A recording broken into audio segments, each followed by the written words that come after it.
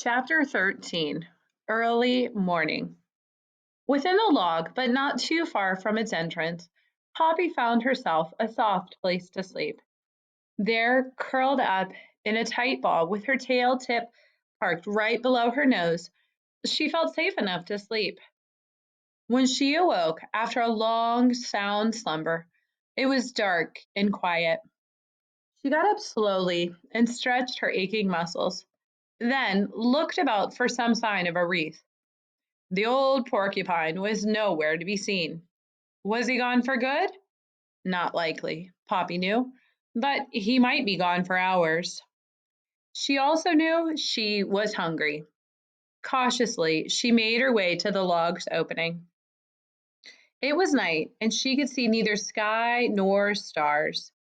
A silver sheen of moonlight made lace of the canopy of trees above, even while transforming the ground into a carpet of velvet gray. She sniffed the air. Mingled with the sharp scent of pine and fir, she breathed in delicious hints of good things to eat: nuts, berries, seeds, fragrant flowers, tender roots.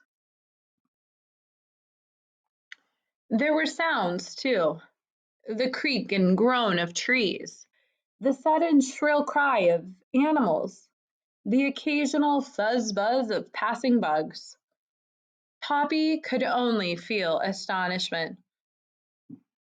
This was not Dimwood the forbidding. This was Dimwood, the beautiful, a luxuriant world that teemed with life, a universe that held more than she had ever dreamed of, a paradise that filled her with an almost aching desire to dance through it and see more.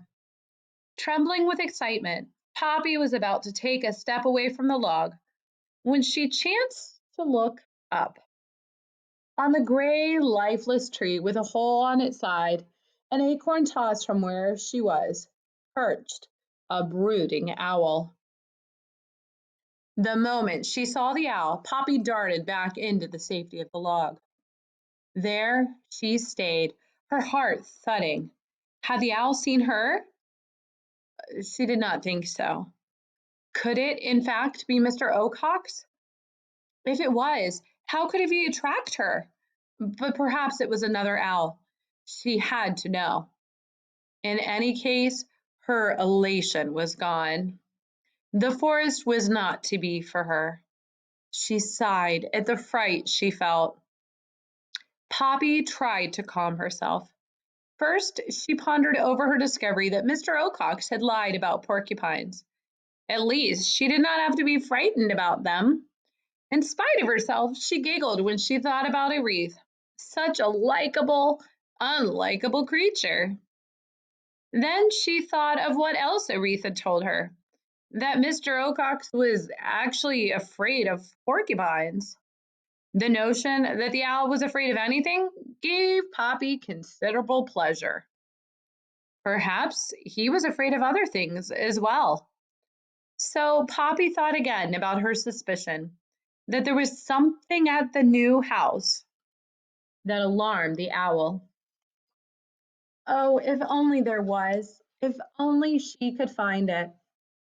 Feeling more hopeful, Poppy returned to the log's threshold to wait for a wreath. She wanted to take another look at the owl, but was afraid to.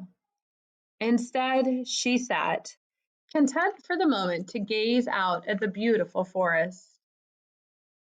The owl Poppy had seen was indeed Mr. Oacox.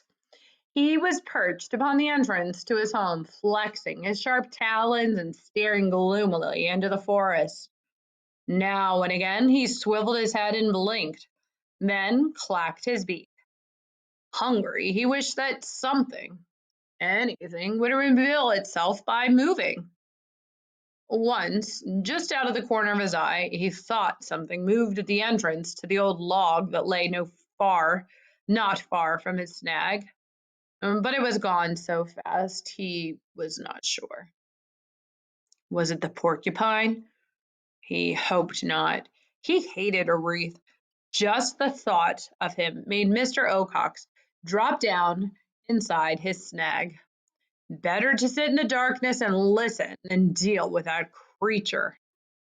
If something came by, he would hear it. When are you leaving for Newhouse?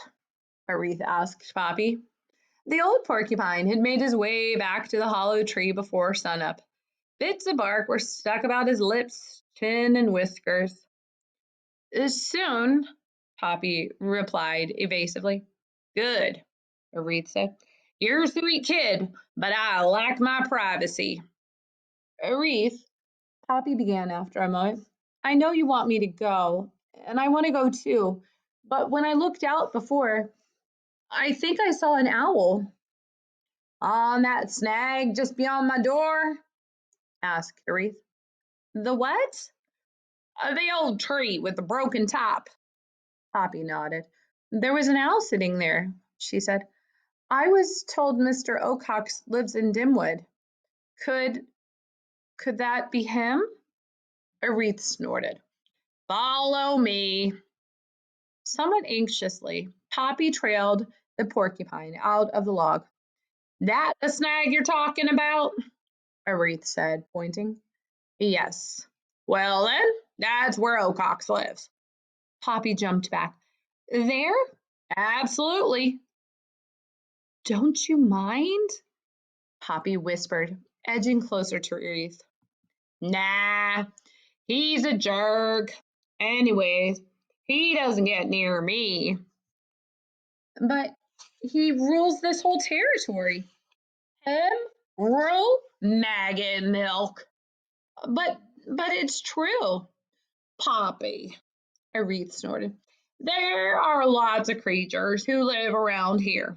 Some are mean like Ocox. Some are sweet like me. Nobody rules. But he says he does. Oh, bees burp. Just because you're scared of someone doesn't mean you have to believe him. Aretha turned towards the snag. Ocox, he bellowed. Ocox! No, Poppy cried. Don't. It was too late. Mr. Ocox popped up in his snag hole.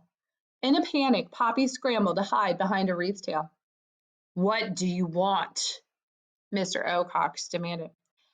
I've got a mouse here by the name of Poppy who says you've been calling yourself the ruler of Dimwood. That true?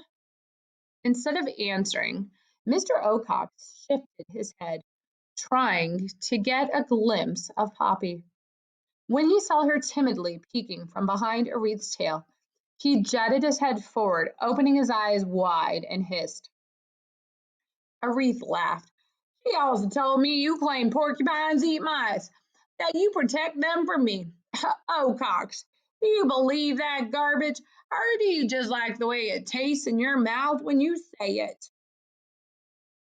Suddenly, Mr. Ocox's eyes narrowed. Where did you get that earring, girl? He shrieked at Poppy. That something I ate? Poppy became so frightened she began to back up. What I eat is mine, girl, mine, Mr. Ocox screamed. Listen here, Ocox, Aretha snapped.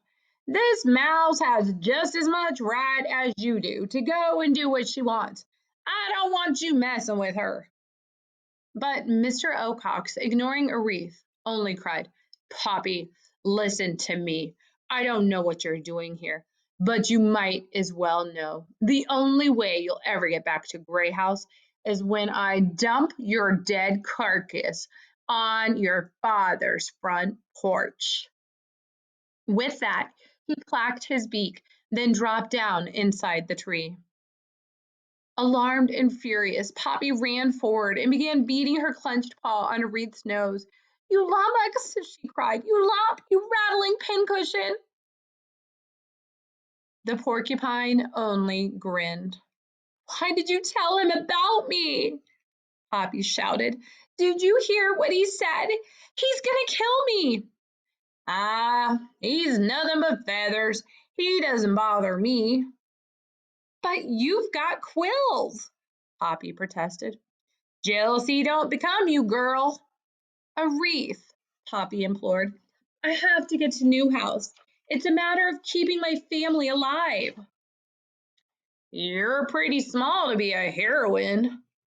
Poppy looked down at her toes. That's not the only reason I'm going. Oh? It's because of Ragweed. Who? Ragweed. He was my friend. Poppy sniffed. See, he wanted to ask me to marry him atop Bannock Hill. Said it was the most romantic spot around. I did want to marry him, so I said I'd go, but only after asking permission of Mr. Ocox. That's the rule. But Ragweed said, where's the romance when you have to ask permission? So we went without asking. When Ragweed and I got to the top, he did ask me to marry him, but before I could answer, Mr. Ocox killed him. Then, later, the owl said it was because Ragweed and I went to the hill without permission that my family couldn't move to Newhouse. When they heard that, a lot of them, most of them, blamed me. Poppy pushed the tears away. So you see, I'm going to Newhouse to prove that our being on the hill had nothing to do with Mr. Ocox's refusal. If I don't prove it, my family can't go to Newhouse and we'll be ruined. I'll be ruined. So I have to go. Only now that you've told Mr. Ocox I'm here, he'll follow me and keep me from finding the truth. You've got to come with me. Arethe shook his head. Sorry, kid. This is your business, not mine. Anyway, I need to get some sleep. Yawning, Arethe turned and began to move toward the log. Arethe, Poppy cried out. If you got me to Newhouse, I'd get that salt for you. Arethe stopped short and spun around. A dreamy look filled his eyes. The salt lick from Newhouse? The whole thing? You would? Really? Poppy placed a paw over her heart. I swear. Arethe grinned. Now you're talking, girl. Let's move it. Without a moment's hesitation, he began to lumber through the woods. Poppy took one last look at the snag and the dawn light, and then tore after the porcupine. The two of them had barely gone when Mr. Ocox popped out of his hole, having heard the entire conversation. He wasn't sure which he felt more, fury or fear, but he did know that he had to stop Poppy. He launched himself into the air.